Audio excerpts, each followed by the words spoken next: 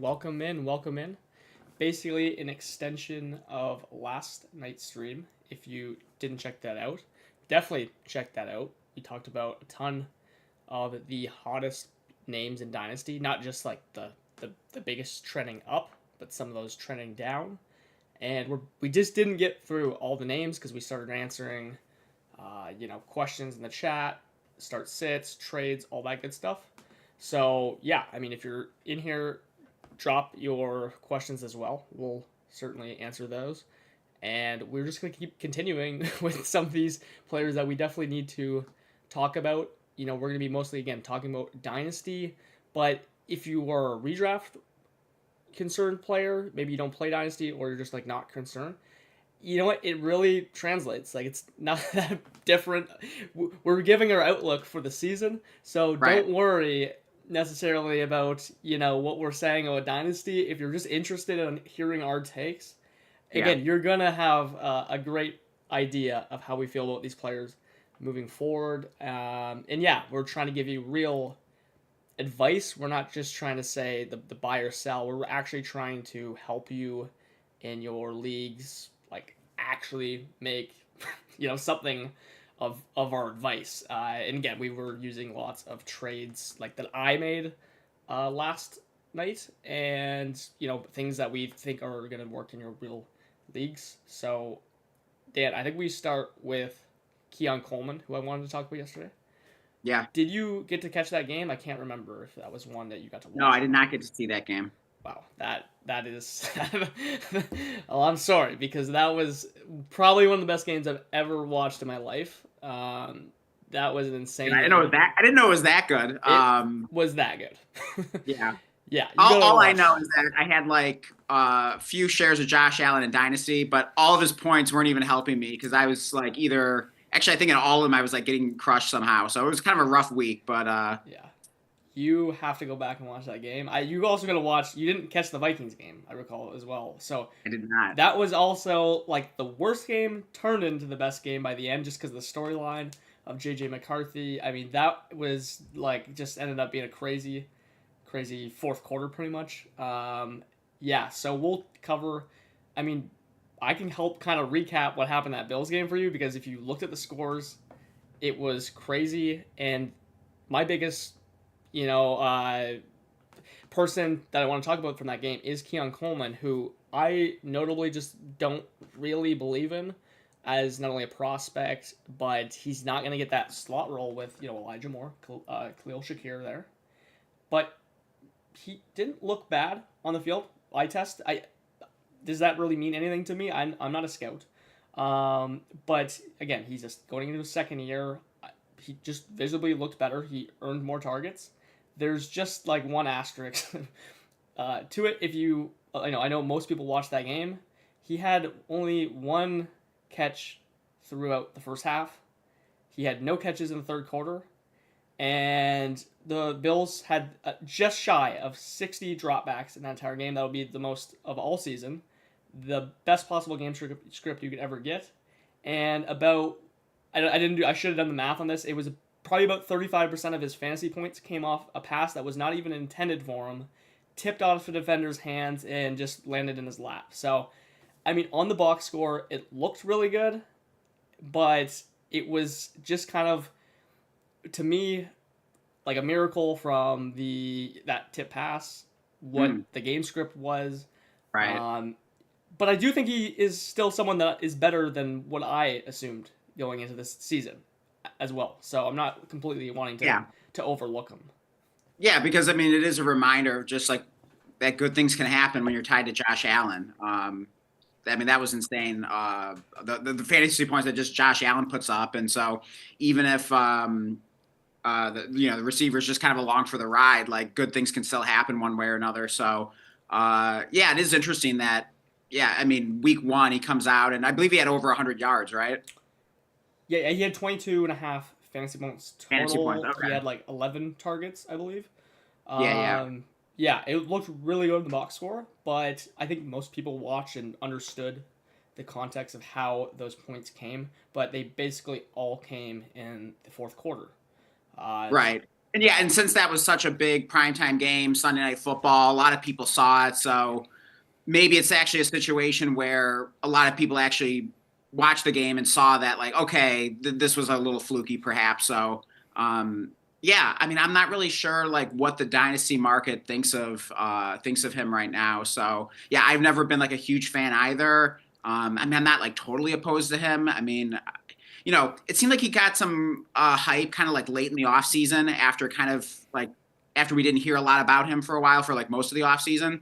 So like once that started, I was sort of like coming around to the idea that okay, like maybe there could be something here. So, just kind of box score scouting, like when I saw the stat, I was like, oh, okay, that's interesting. So interesting to hear some more context about that.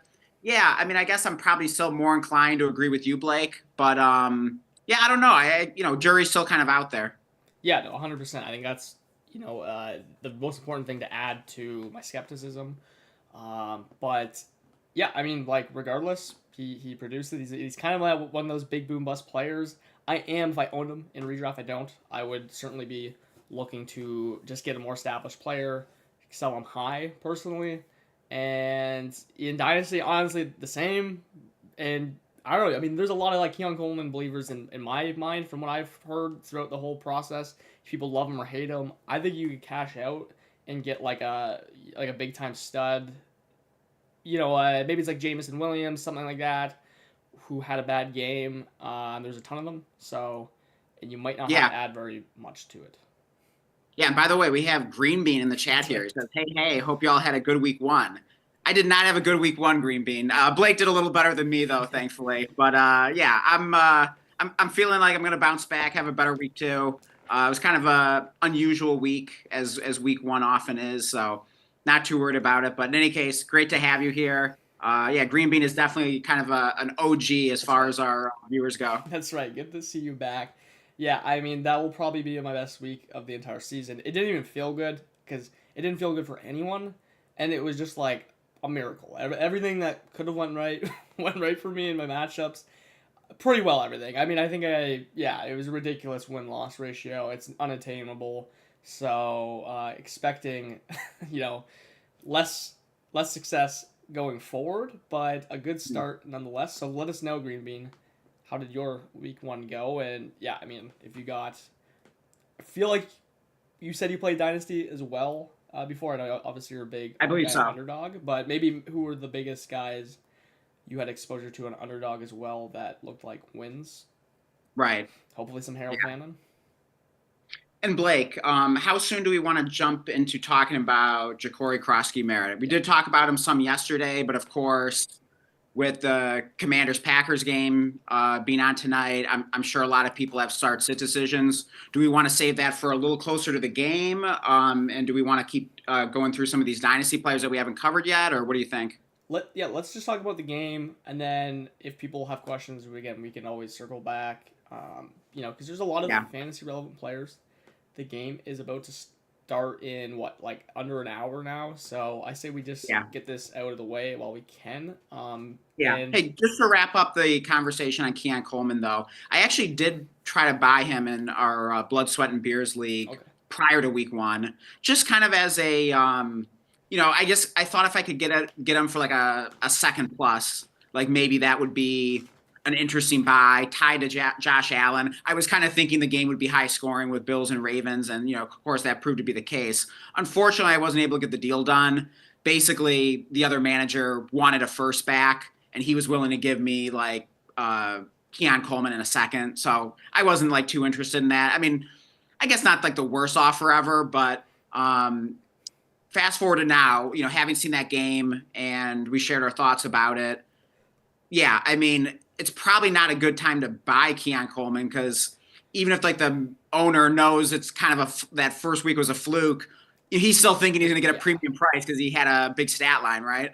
yeah, I mean that's exactly where my mind goes. I'd rather pay slightly more to just see if somehow that really sticks and looks Right. legit. That's just how I like to play a player like that. If I had Right. belief though, I would be technically buying. I just don't have that Yeah. belief that others may.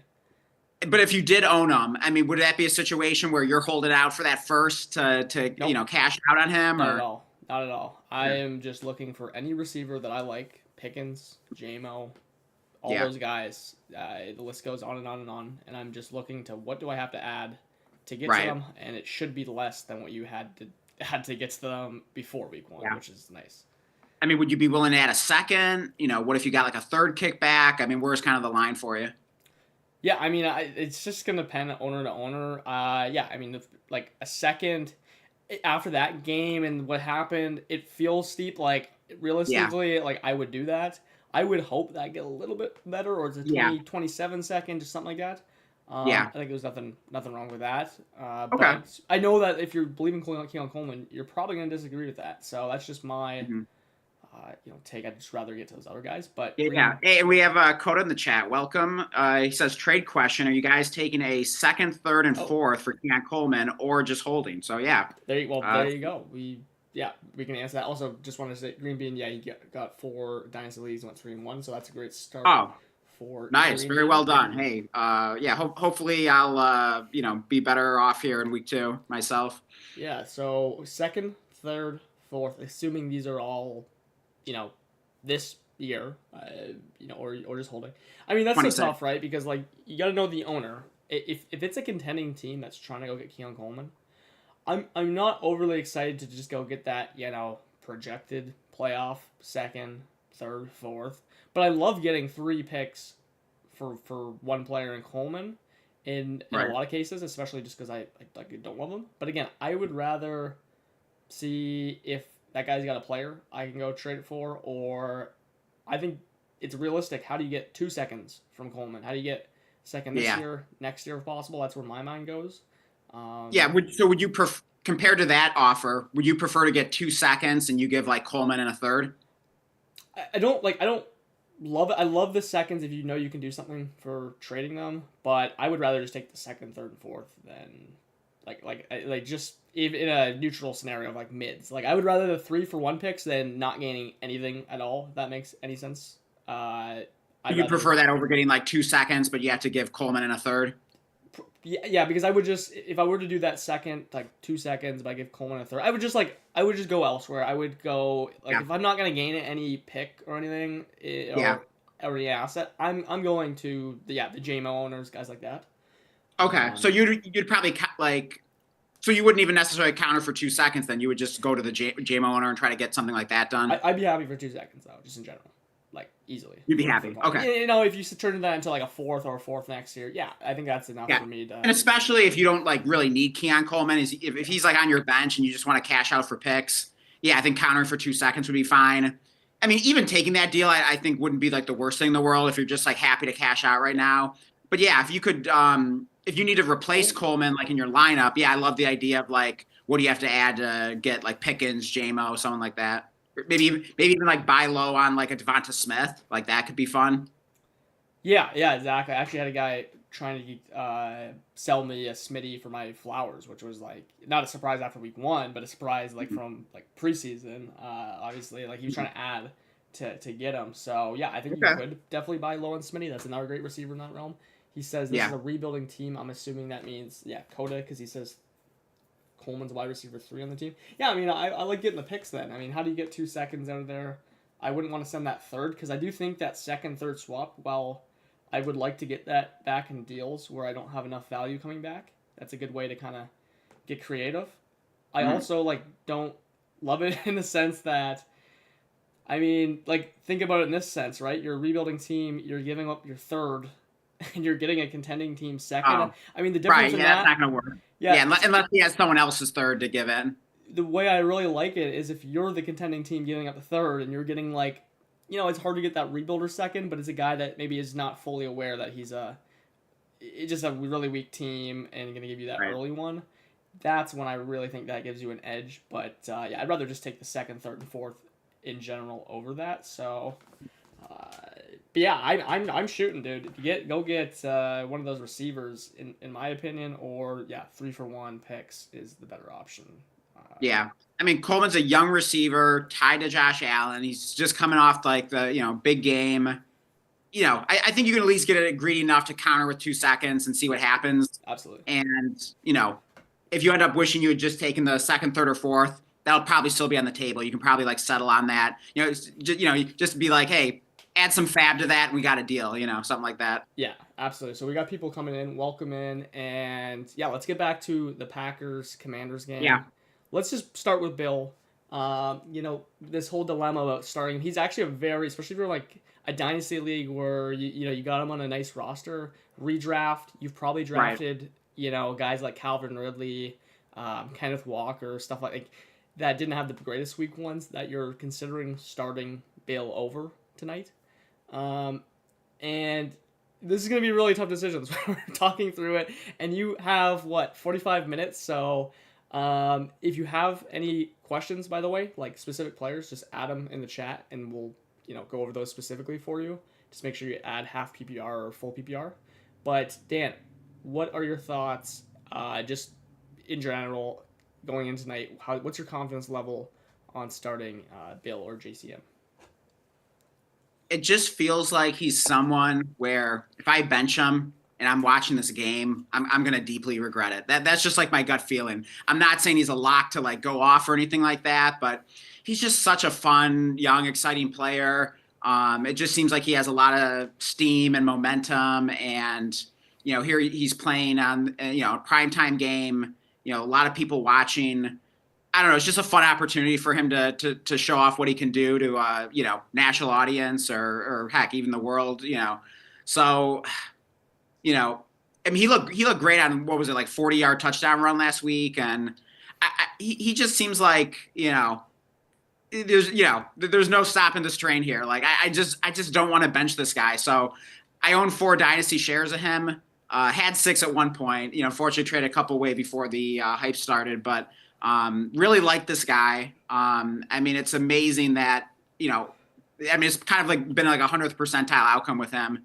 And yeah, I mean, I even got him in some starting lineups right now where I even have some like good players on the bench that like, I'm not even 100% sure that like it's the right decision, but man, I just hate to bench this guy. And I just have a funny feeling that this might be a oddly high scoring game tonight.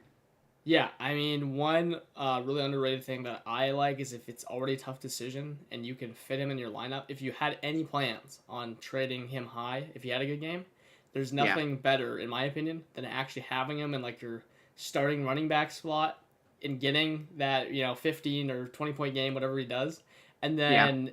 When you go to like start trading them, you'd be like, dude, like I had him in, you know what I mean? Like I had the confidence to start him. Like he's my RB too. Like that to me, like that's a rare scenario where like, but this is that scenario right now. If he has that game and you were to sell him, like throw him in that running back slot. It's a good tiebreaker if you were sold on selling him, or whatever, flipping him. Yeah, because if you have him on the bench, to your point, Blake.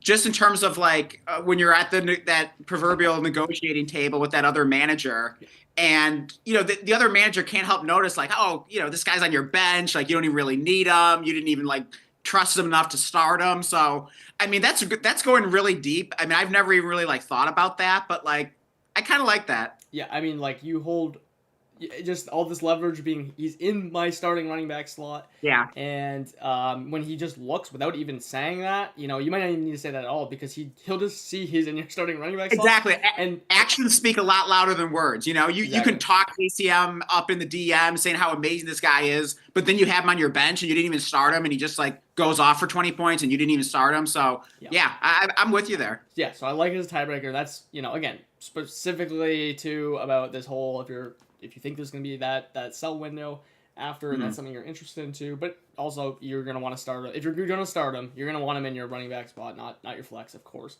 But yeah, I mean, look, this is a tough matchup, and we saw him come off a really efficient game, 10 carries, and there's one other thing, though. He had only 1 target for 0 catches, so, I mean, like, to me, this is like a nightmare of a decision, right? You have to play him on Thursday. You don't even get to Sunday to see if that player is inactive or that's banged up for you. So yeah, I mean, God, it is one where I will tiebreak if it is. Yeah. If it's gonna be for the Thursday night game. Again, you might not know that player's whatever player it is that's questionable for you. Yeah, because I mean, everyone is going to have like a bunch of players on the roster this time of week where they have that Q tag. They're questionable, and so you just never know. So it's sometimes just good to play the sure thing. Yeah, so my confidence level is not through the roof at all.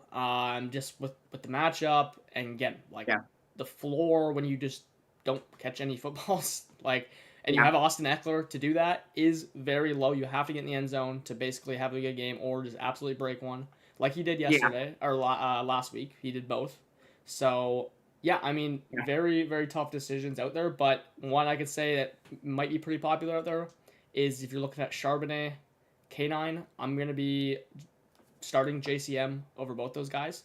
I have no idea which one to start between the Seahawks guys at the moment, so I'm kind of just leaving them on my bench if possible for this week and just figuring out what is going on there. I think that might be a popular one. Yeah, I like that. That's interesting. I wasn't even expecting you to say that, but would it be interesting to like look at one or two of like my dynasty rosters where I'm like debating whether to start them or not, and just to kind of like spark some conversation over some of the kind of guys that other managers out there might also be considering? Yeah, let's do it. Let's see if we can pull up. Yeah, so if you want to pull up either like Break Room or Bums and Ballers, those are a couple leagues that come to mind. Just talked to my brother, who is my co-manager in the Break Room, and I said, should we start our bench JCM tonight? And he sent a Russell Wilson gift saying, "Let's ride." So looks like we're starting him, unless I hear a compelling argument here to talk me out of it, because we do have some nice alternative options. So yeah, maybe you want to pull up the Break Room first. Yeah, I will pull it up and we're gonna take a look. And then while you're doing that, in the chat, let's see, we have Dennis Norris. He says, "It's your boy Denny. What's up, Diggs and Dan?" Denny. Not much, man. Good to have you here. This is Trent's friend from. Right, we drafted his team, right? No. That was Trent's brother. This is you wouldn't know who Denny is. Okay. But, hey, good to see old Denny in here. And I heard you've been doing you've been grinding some DayZ, so we'll have to play some. What's your team name in here? Oh, it's Return of the King. There we go. Oh, that says Denny. That is so that is Inked Rugrat. Okay, that I was gonna say, because Denny sounded familiar. I'm like, wait a minute, like I was thinking that was someone connected to Seb. So like yeah. There's two Dennys, one connected to Seb, one connected to Trent. Okay. Yeah. It can get confusing with the names, but yeah. In any case, Denny, good to have you here. All right, so we got your roster pulled up, and so can you? I can't see it right now. Can you make it so that I can see it? All right, so you currently have Kamara, all these guys are the running backs in your flex. On the bench, what are the top options? Higbee in a 2 PPR. So it's a 1.0 tight end premium. So tight ends get 2 points per reception. Yeah, I got Tillman on the bench. I mean, I really like him. Yeah. Booty. And then do I have Keyshawn Boutte? Yeah, Keyshawn Boutte on the bench. And I think he's got a pretty good matchup against the Dolphins, doesn't he? Yeah, it does say it's supposed to rain. Not sure about that. Okay. That is why I didn't really like any of the Jets and Steelers pass catchers. It was supposed to rain. That's exactly why, like, in the past, like, that's why I just sort of ignore weather now, because in the past, like, I used to be this, same way where I'm like, oh, God, like, it's going to rain or it's going to be windy or, like, this or that. And, yeah, sometimes it can affect it, but I feel like more often than not, you're better off just, like, ignoring it and pretending weather doesn't exist. I think the key is just go to Weather Network and just look at the radar because what it'll say is that, like, the weather will change literally. Like, there'll be a thing, this giant wall will split around your town. It happens all the time when I'm working, and just like actually make sure it's gonna like rain before the game, because it might say it's gonna rain. And right, it might have like the little rain, emoji or whatever, like next to the player, but then it doesn't even end up raining. So exactly, I think it's actually important to look into that, just to make sure that it's, because if I'm not playing anyone if it's torrential downfall, Right, but obviously, I mean, but here we have to make the decision between JCM and Keyshawn Boutte. on Thursday, not knowing whether it's going to rain Exactly. for the Patriots game or not. So Exactly. It's a great I'm just matchup. going to assume. I'm just going to assume personally the rain is a non-issue. Yeah. And then, yeah, Goddard, Oh yeah, Goddard's on the solid. bench. We started him last week, and he was awesome. I mean, he had like the biggest like tight end premium scam Yep. game ever. What was it, like 7 for 44 or something like that? So I mean, it was it Yep. gets like 18 points, 18 and a half points. So yeah, that was hilarious. Yeah. Hilarious and awesome. Yeah. And then Tillman is just as much of a, tough player to start because I want to get him in every single match. He's just been awesome. I mean, doesn't And that seem like a game where like the Browns are going to pass like 50 times again, and like somehow, some way, by hook or by crook, like Tillman's going to do it again? I mean, he did against them last year. He had Right. 28.9 points in that exactly what you just described, just passing every play. Yeah. So yeah, I'm trying to get him in all my lineups as well. It's tough because I have so many Browns and with like Fannin, Sampson, Oh God, yeah. Njoku's in every one of my lineups. It feels like in Dynasty. Yeah, So I guess we really love the Browns this year, which sounds hilarious. But like, I mean, they are kind of one of those offenses where, in like real life, like yeah, like they're not amazing, but for fantasy purposes, between like whether it was like Flacco a couple years ago or Winston last year or now Flacco again back, they just pass so much, and those guys are just such gunslingers that we love for fantasy. And then you got some fun players there now, and then you even add the two rookies to the equation with Fannin and Sampson. So it's just kind of low key, a yeah. really fun offense for fantasy football purposes. Oh yeah, no, absolutely. So I mean, these are very, very difficult decisions. Like I don't like that Kansas City matchup. They have a strong defense, and I know that they kind of got lit up Yeah, against the I mean Chargers. Goddard against the Chiefs didn't feel amazing. I mean, I wouldn't hate it if he was like my best option or whatever. But yeah, the matchup swayed me a little there. I'll admit. Yeah, like I want to get Booty in lineups. It's very difficult to me. It's between Tillman um and JCM. Honestly, Okay. to just give you the simple answer, I say you just roll with JCM on Thursday night. Yeah. I was gonna have that decision too before trading JCM the other day. Okay. So yeah, I mean, I think I would have just thrown in JCM into the running back slot, and just have fun watching Yeah, Thursday exactly. night. I mean, like it's weird because I feel like in the past, like I'm more inclined to like fade the player playing on Thursday, and maybe that ends up proving to be the right, that would have been the right decision, and maybe I sort of kind of go back to that. But just something about this game, I just feel like it's gonna be high scoring, and just with the fun factor as well. Yeah, I mean, if they were both playing on Sunday, I might lean Tillman, but I think I'm gonna give the tie to the guy playing in this game. Yeah, I'm. That's just where I'm gonna lean. I think Tillman's gonna have a solid game. Again, he's just done it too, so it's very Yeah. hard to say anything bad about Tillman. I'm trying to get him in everywhere. Yeah, and we got Seb in the chat here. Welcome. He says, "Would y'all start Samson next week versus Ravens?" So I assume he means this week, but yeah. Yeah. What do you think, Blake? I mean, how good do you feel about Dylan Sampson against the Ravens this week? I don't know exactly what the status of Judkins is. Like, I don't know if he expected to play at all. Or I think not until like next week at the earliest, right? You know what? I didn't see it from an official source. I just saw on Twitter before going live though. It said no snap count. Judkins will be active. But again, it was not like Schefter that tweeted that, so I can't. Oh, okay. Take it with a grain of salt. If that's Yeah, true, like I think what I heard when Judkins originally signed recently was that like the earliest he could really play was week 3. So I can't, don't quote me on that for sure, but like I'm pretty sure I remember hearing that. Yeah, I mean, look, if that's true, where he's just going to be in there, I mean that makes it much more difficult because I think Sampson was bullying, Jerome Ford. But again, like yeah. By the way, but one of the biggest like just things about Judkins that gives me confidence just overall through the season, whether you took him in like redraft really late, is like, dude, they're gonna want to get this dude on the field and involved. This is their main piece back for this year from that Travis Hunter trade. Other than the 5th overall pick, but like I really do like when you're a GM, dude, like you don't want to be like that idiot that took a player virtually in the first round. I mean, he was like the 3rd pick of the